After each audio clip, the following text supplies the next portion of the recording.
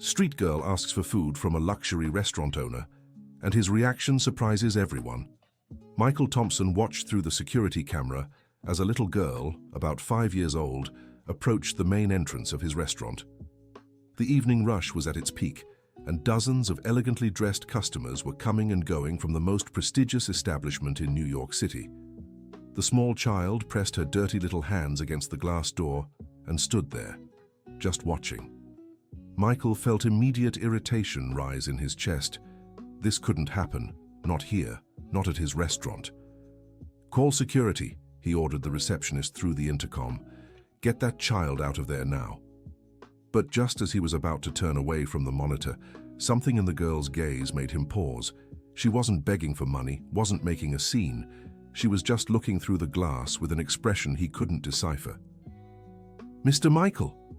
The receptionist's voice sounded uncertain over the intercom. "The girl is asking to speak to the restaurant owner. She says it's urgent."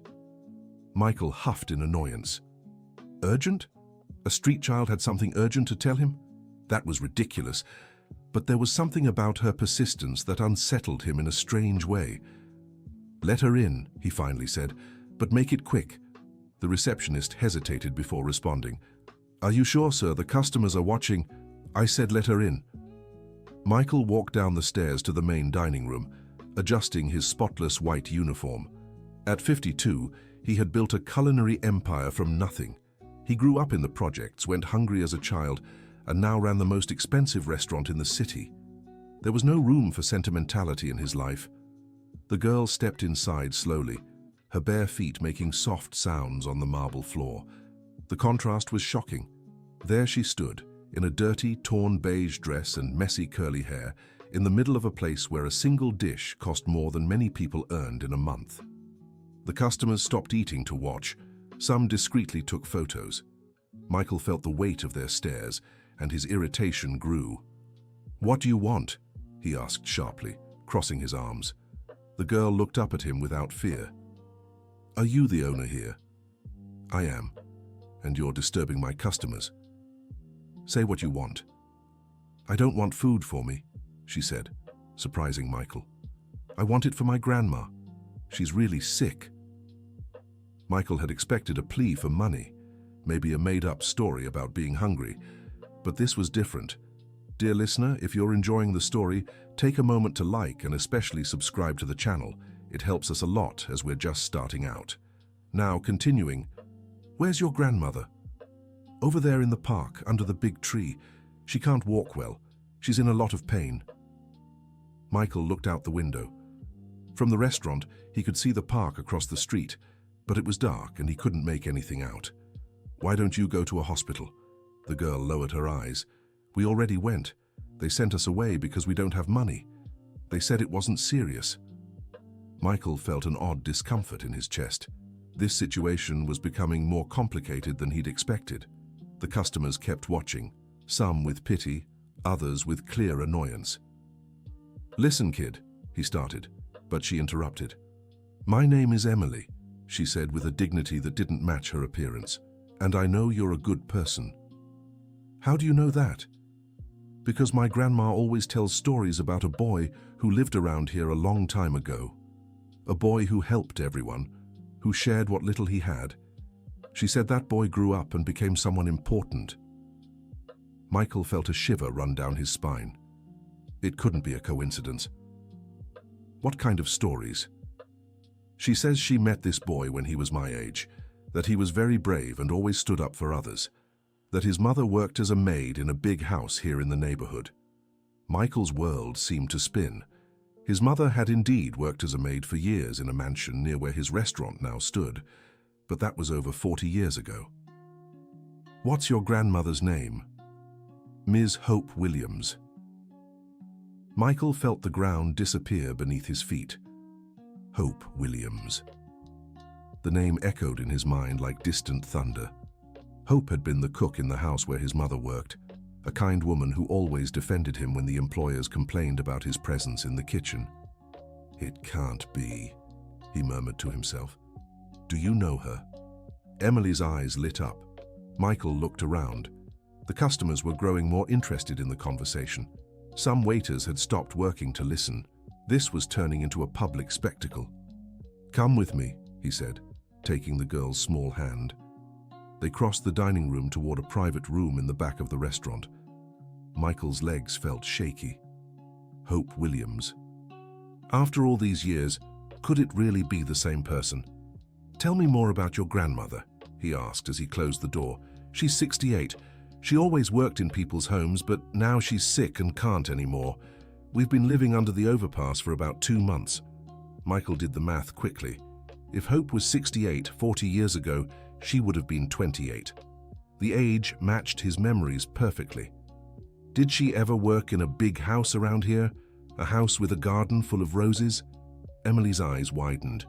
Yes, she always talks about that house, says it was the happiest job of her life, that she met very special people there. Michael felt tears burning his eyes. The house with the rose garden. How could he forget? Hope had been like a second mother to him. When his own mother was busy with work, it was Hope who comforted him, who sneaked him food, who taught him to read in her spare time. Is she really sick? Yes, Mr. Michael. Yesterday she couldn't even get up. She moans in pain all the time. I tried to buy medicine, but I don't have any money. Michael ran a hand over his face, trying to process the situation. If it really was Hope, he couldn't just ignore it. That woman had been one of the most important people in his childhood. You said she's at the park? Yes. Under the big tree, on the left side. We used some cardboard boxes to sleep on. Michael opened the door and called a waiter. Prepare a full meal in the kitchen and ask Sarah to bring a bottle of water and some pain medicine. Yes, sir.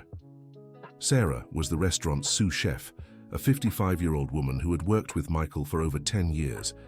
She had grown up in a humble family and always showed compassion for the less fortunate. As they waited, Michael studied Emily more closely. Despite the dirt and torn clothes, she was a beautiful, smart child. Her big, expressive eyes reminded him of someone, but he couldn't place who. Do you live only with your grandmother? Yes, sir. My mother left when I was very little. I never knew my father. And why are you on the streets? The house we lived in burned down 2 months ago. We lost everything. Grandma tried to find another job, but no one wants to hire her because of her age and because she's sick. Michael's heart tightened with every word.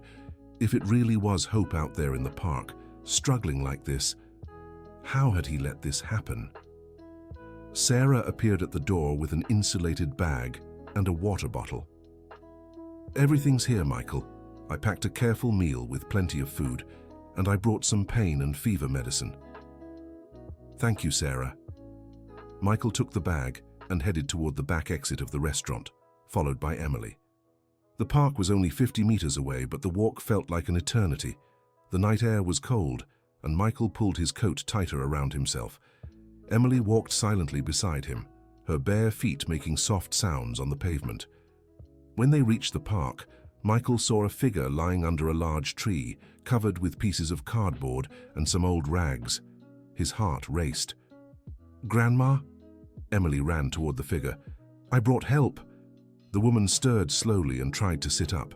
Even in the dim light, Michael immediately recognized the face that had aged with time, but still held the sweetness he remembered from childhood. Hope? His voice came out as a whisper. The woman looked in his direction, confused. Michael stepped closer into the streetlight. Hope blinked several times, as if she couldn't believe what she was seeing.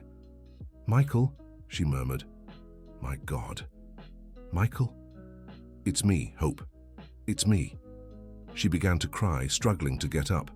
Michael knelt beside her and helped her sit properly. My boy. My dear boy, she repeated through tears, touching his face with trembling hands. Emily watched the scene without fully understanding what was happening, but sensing a special connection between the two. Hope, what happened to you? How did you end up like this? Oh, my son. Life wasn't easy after I left that house. I worked many jobs, raised my children alone. But now I'm old, sick, and still have to take care of Emily. Emily is your granddaughter? Yes, my youngest daughter's child. But it's a complicated story, Michael. Very complicated. Michael opened the insulated bag and took out the still warm plate of food. "Eat first, then we'll talk." Hope ate slowly, her hands shaking from weakness. Emily sat beside her, finally relaxing after hours of worry. "It's delicious," said Hope, "just like the food you used to make when you were little. You remember that? How could I forget? You were always helping me in the kitchen, asking about seasonings, about how to cook.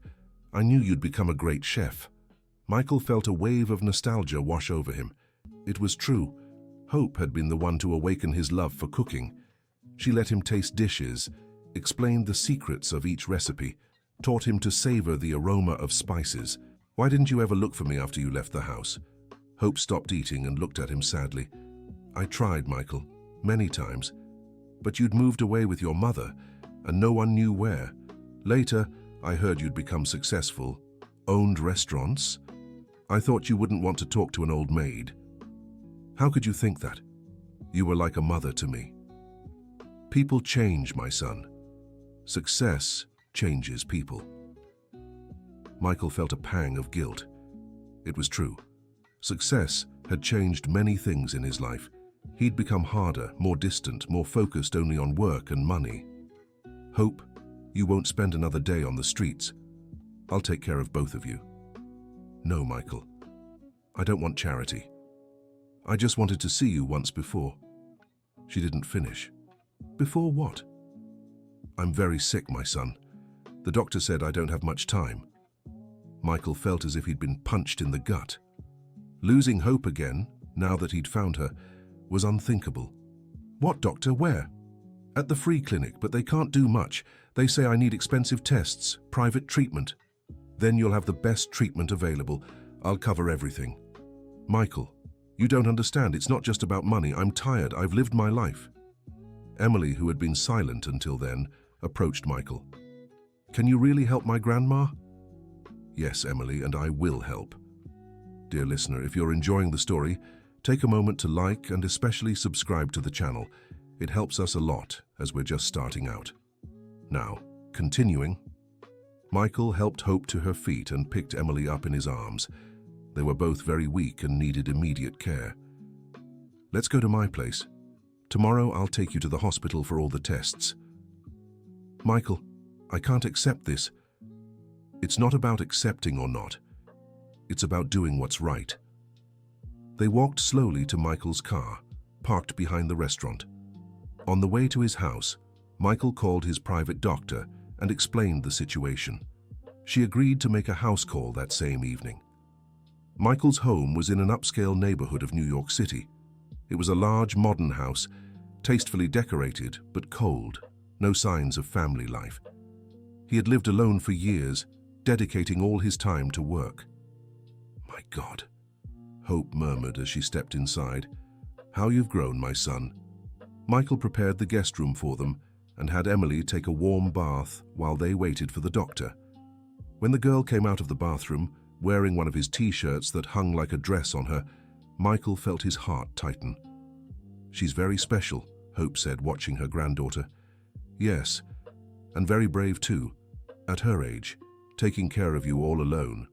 She has a huge heart, just like her mother." "What happened to her mother?" Hope let out a deep sigh. "It's a sad story, Michael. My daughter Jennifer got pregnant very young at 16. The baby's father disappeared when he found out. She tried to raise Emily alone, but she was too young, not ready." "And where is she now?" "We don't know. One day she left for work and never came back. It's been 3 years. She left a note saying she couldn't do it anymore, that I should take care of Emily until she got her life together. But she never came back." Michael felt a mix of anger and sadness. How could a mother abandon a child like that? "Did you report her missing?" "I tried, but the police said she was an adult and had the right to leave, that she'd probably come back when she was ready." The doorbell rang, and Michael went to answer. It was Dr. Rebecca Johnson, his private physician for over 5 years. "Good evening, Michael. Where's the patient?" Michael led her to the room where Hope was lying, with Emily sitting beside the bed, holding her hand. The doctor examined Hope thoroughly, checking her blood pressure, listening to her heart and palpating her abdomen. Her expression grew increasingly serious. "I'll need some tests to be sure, but based on her symptoms, it could be something serious. I'll schedule a full workup for tomorrow morning." "What kind of serious?" Michael asked worriedly. "I'd rather not speculate before the tests, but she's very weak.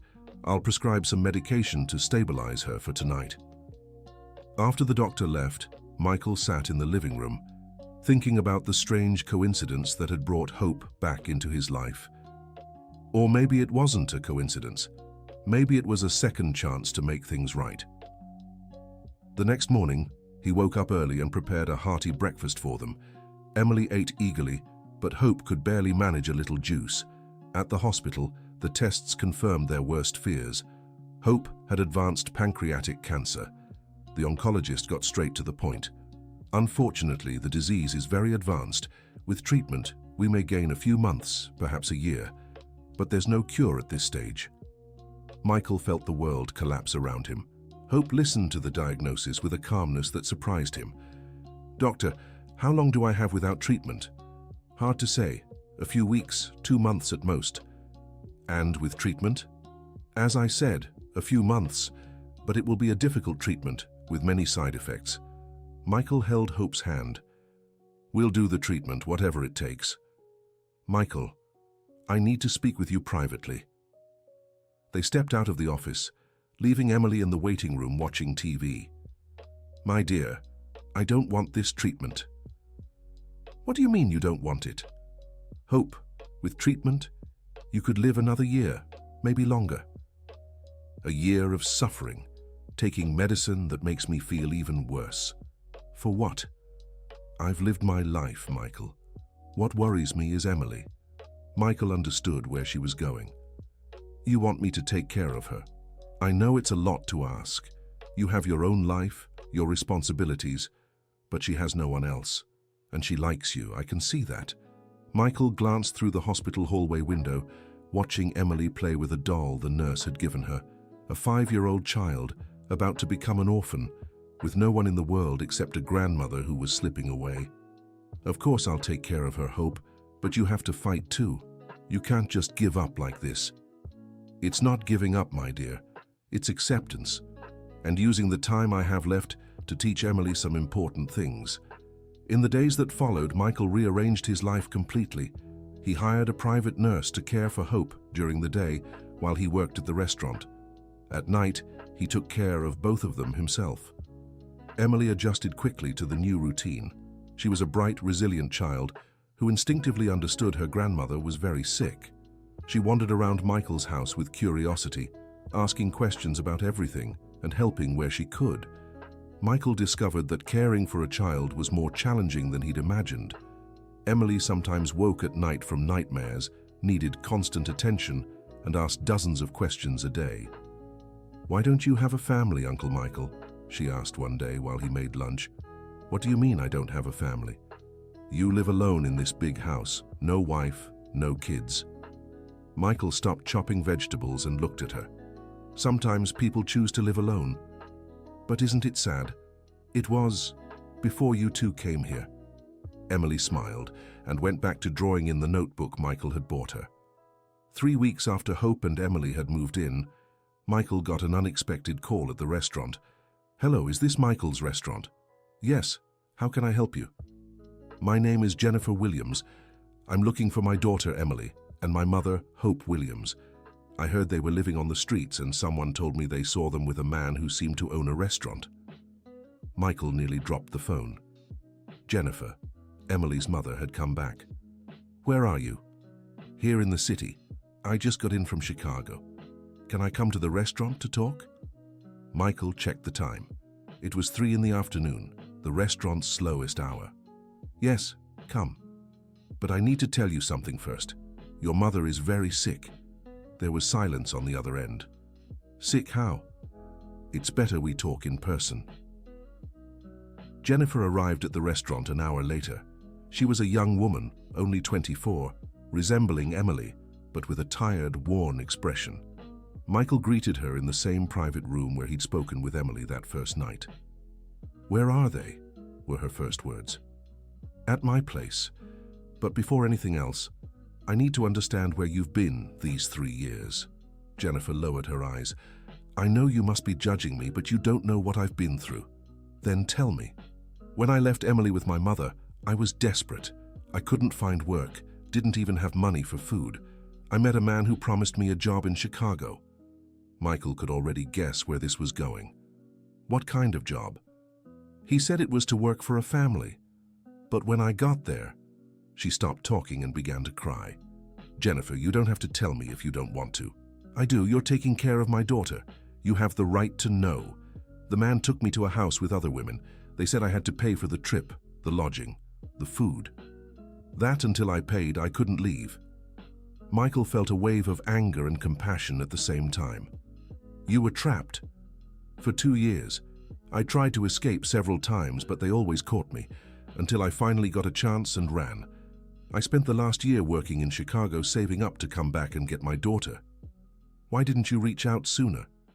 Because I was ashamed and scared. Scared they'd find me. Scared I'd put my daughter in danger. Michael watched Jennifer in silence. She'd been little more than a child when Emily was born, and she'd been through things he couldn't even imagine. Your mother has cancer, he finally said. Advanced cancer. Jennifer stopped crying and looked at him in despair. What? The doctors say she has a few weeks left, 2 months at most. Oh God, I need to see her. I need to ask for forgiveness. Of course, but there's something you should know. Emily doesn't know you're back. She thinks you abandoned her. And didn't I?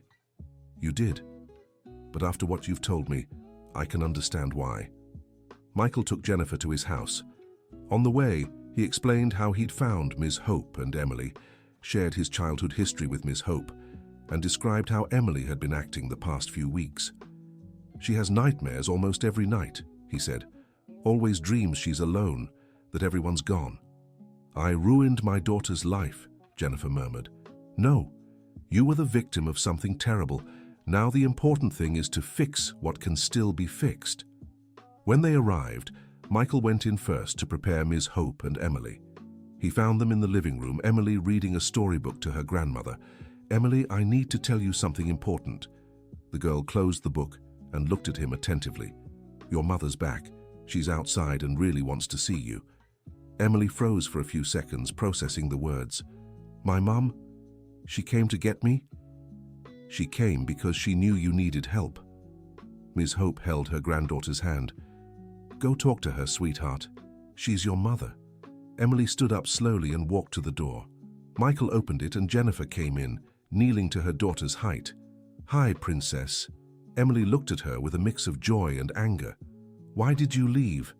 Because I was too young and didn't know how to take care of you, but now I do and I'm never leaving again.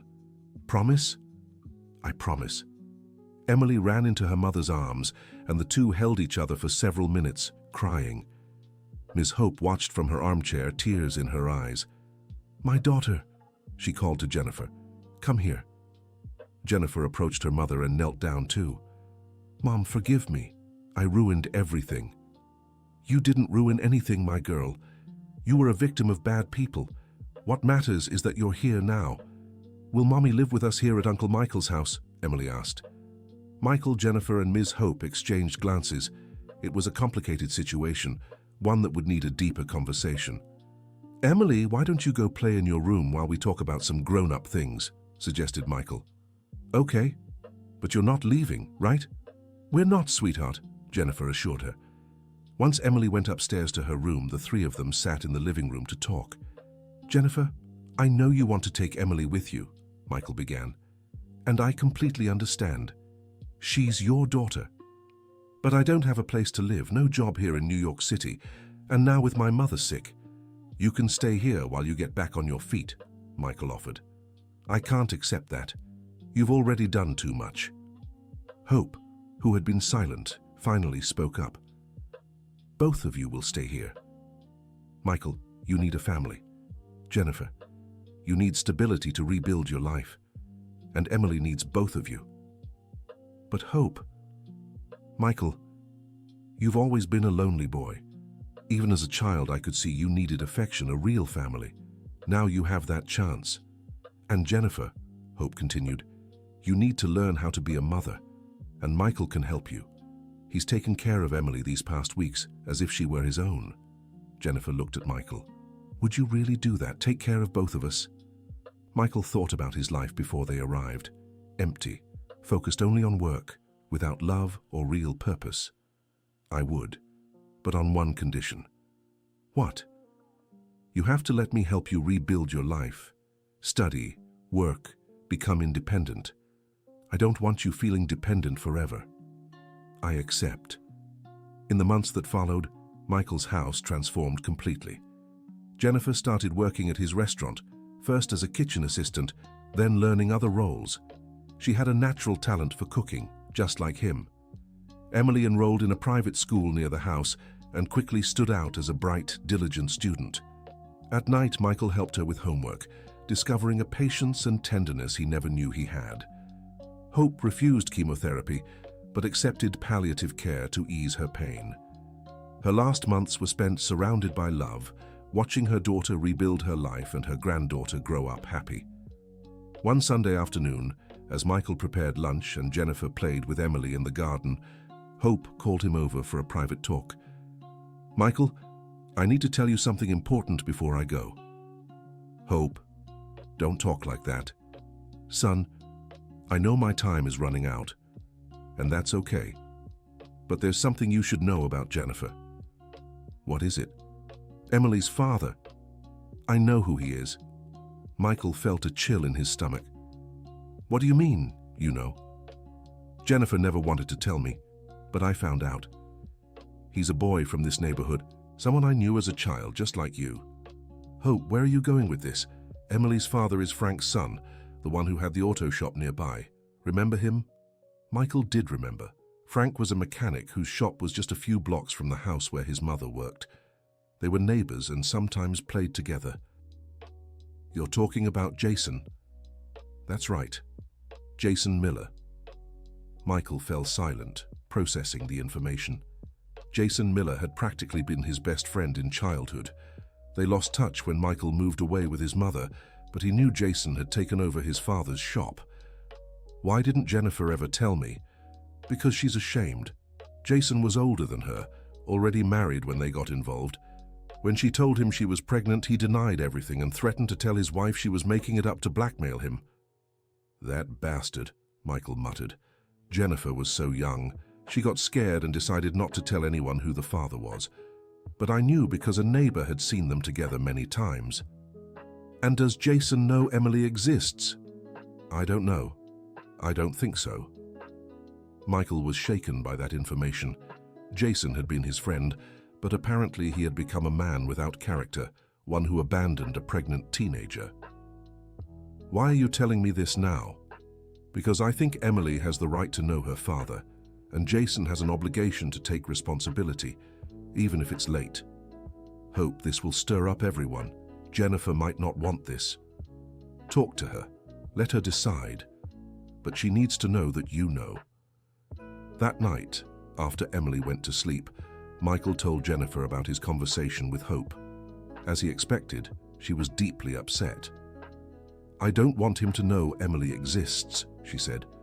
He humiliated me, called me a liar, said I was just some girl trying to ruin his marriage. But Jen, Emily asks about her father. She has a right to know. She does, but not now. Maybe when she's older, if she wants to. What if Jason wants to meet her? How would he want to meet her if he doesn't even know she exists? Michael realized she was right. It was a complicated situation with no easy solution. Okay, we'll leave it as it is for now. But if you ever change your mind, I know where to find you. Dear listener, if you're enjoying the story, don't forget to like and especially subscribe to the channel. It helps us a lot as we're just starting out. Now, continuing. 2 weeks after that conversation, Hope took a sudden turn for the worse. Michael rushed her to the hospital, but the doctors said there was nothing more they could do. She was in the final stages. I want to go home, she asked. I want to be with my family. Michael arranged for hospice care at home. Jennifer took time off from the restaurant to stay with her mother. Emily, though not fully understanding what was happening, sensed something very serious was going on. In her last week, Hope spent most of her time sleeping, but when she was awake, she made sure to talk to each of them. With Emily, she shared stories from her own childhood, taught her old songs, and made her granddaughter promise to always be a good and studious girl. With Jennifer, she spoke about forgiveness, new beginnings, and the importance of always being brave and honest. With Michael, she reminisced about his childhood, told him how she always knew he'd become someone special, and thanked him for taking care of her family. "Michael, do you know what my greatest pride is?" she asked in one of their last conversations. "No. What?" "Seeing that sweet boy I once knew grow into a good man. You could have gotten rich and forgotten where you came from, but when you saw a child in need, you remembered who you really were.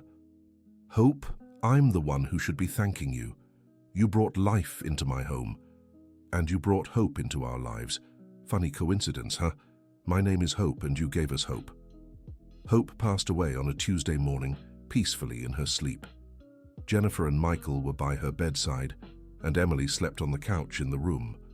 The funeral was simple but filled with love. Michael made sure it was a beautiful and dignified ceremony. Aside from the three of them, a few restaurant staff who had known Hope from her visits attended. After the funeral, life in Michael's house entered a new phase. Without Hope, the three of them had to learn how to be a family in their own way. Jennifer took on more responsibilities at the restaurant and proved to be incredibly talented.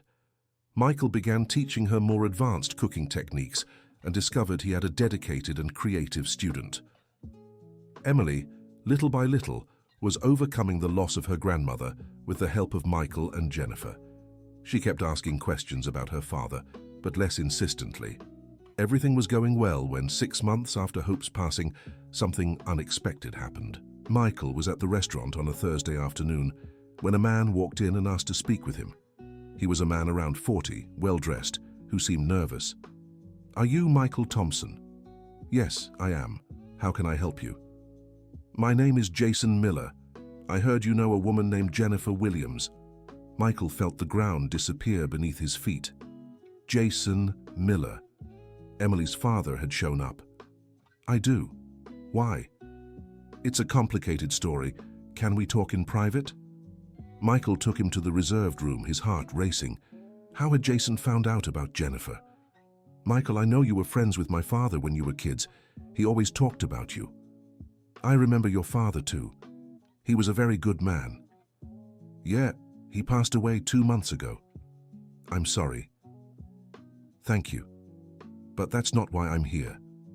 When my father was hospitalized, he told me some things that really shook me." Michael waited in silence. He said that a few years ago a neighbor mentioned to him that a young woman had gotten pregnant and that the child was mine.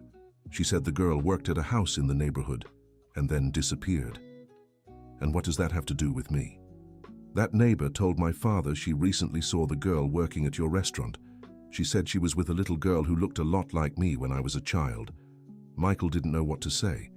Jason had found out by chance through someone else. "Jason, why is this important to you now?" "Because if it's true that I have a daughter, I want to meet her. My marriage ended 2 years ago, and I don't have any kids with my ex-wife. If I really have a daughter, and why didn't you look for this girl before?" Jason lowered his eyes. "Because I was an idiot. When she came to me 6 years ago saying she was pregnant, I denied everything.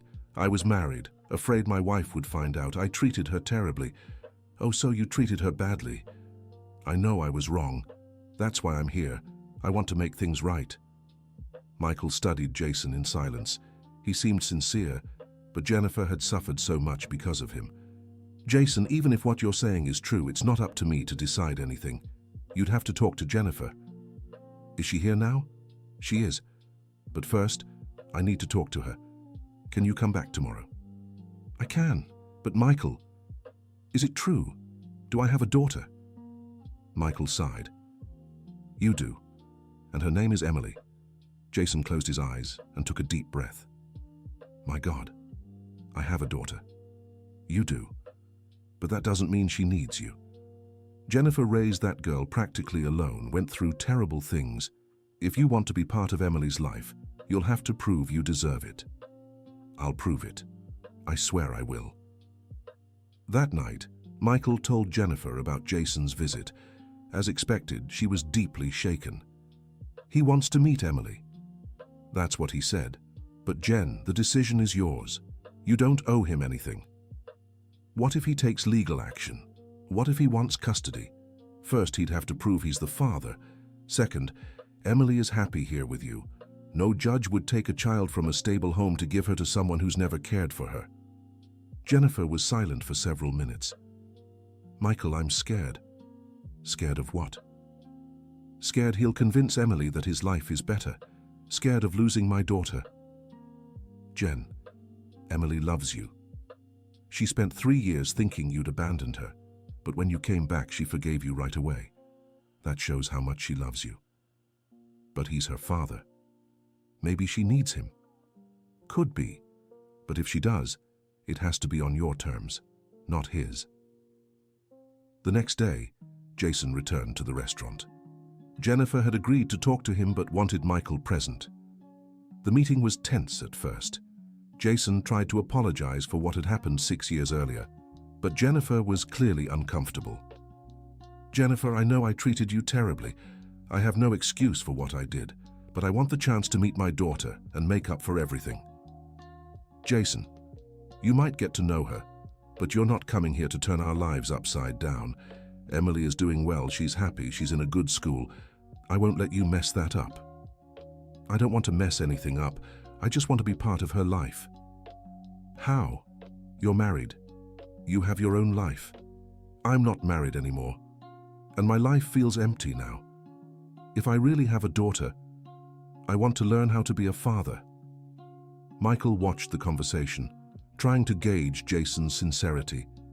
He seemed genuinely remorseful, but it was hard to tell if his intentions were pure.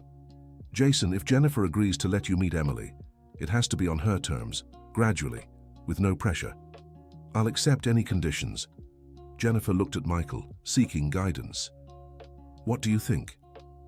I think you could give him a chance, but set clear boundaries, and if at any point you feel he's hurting Emily, you cut off contact.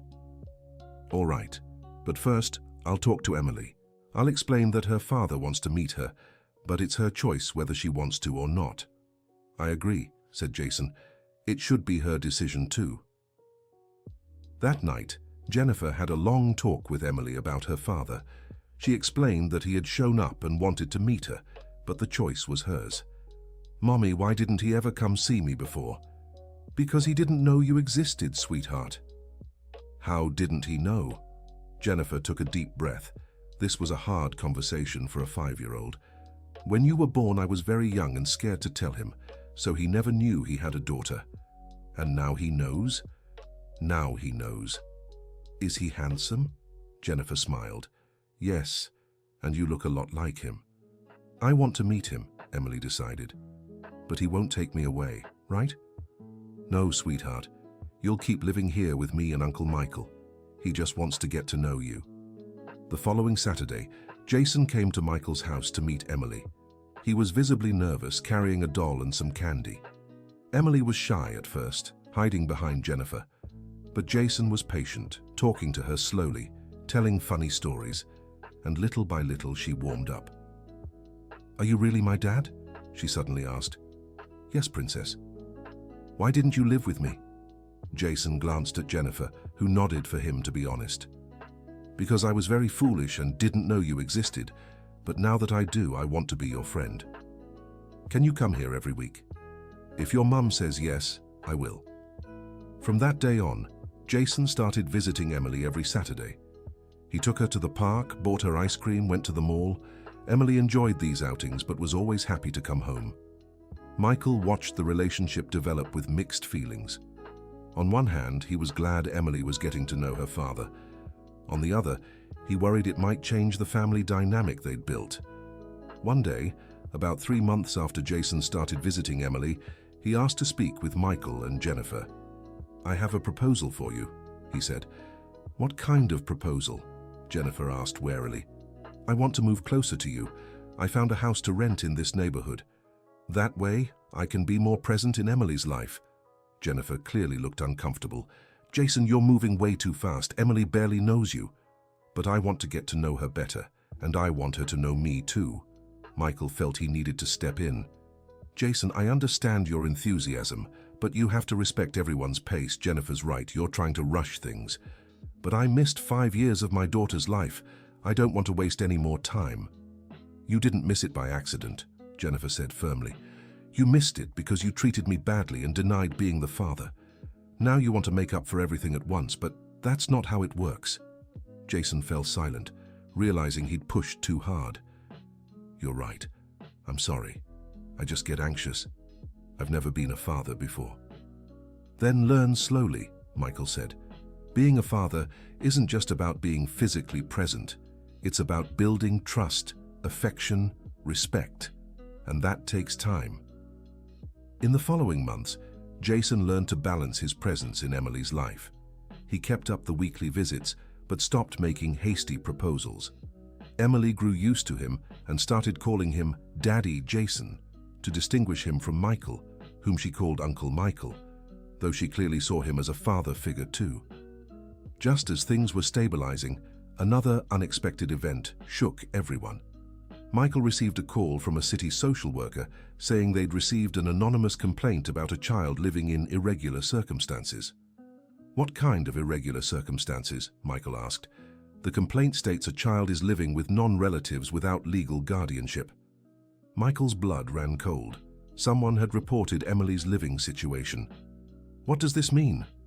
It means we need to conduct a visit to assess the child's situation.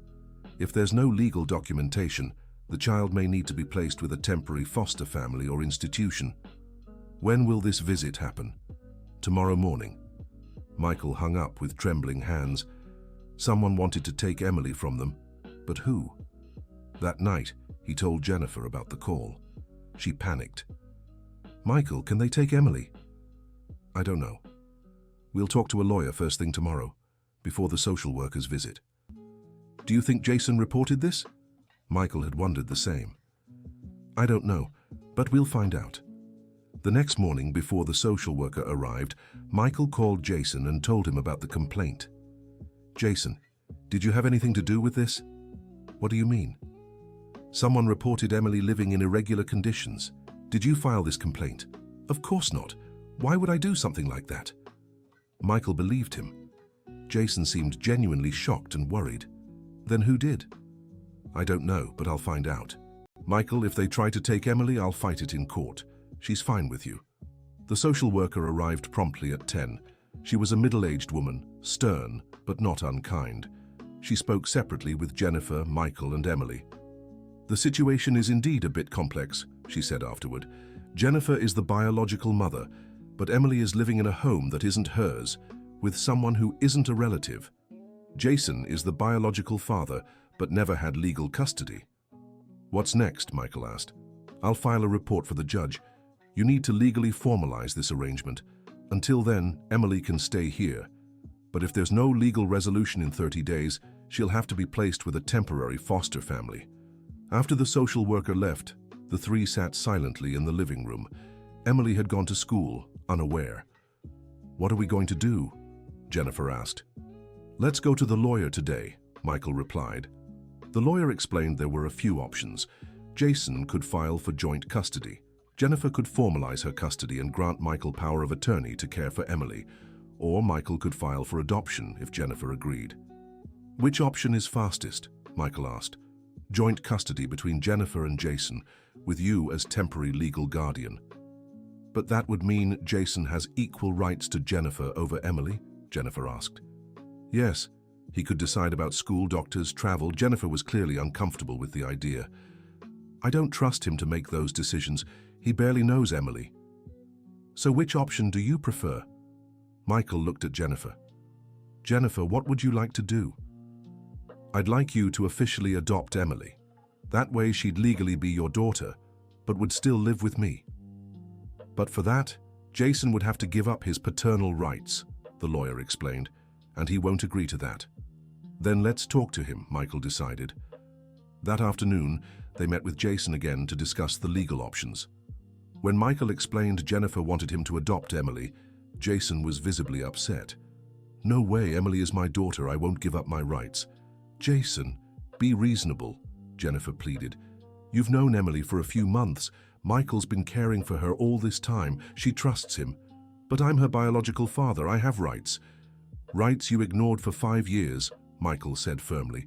I've apologized 1,000 times, but I'm here now. I want to take responsibility. The discussion was growing tense when Jennifer had an idea. What if we did shared custody among the 3 of us? How so? Michael and Jason asked at the same time. I keep primary custody.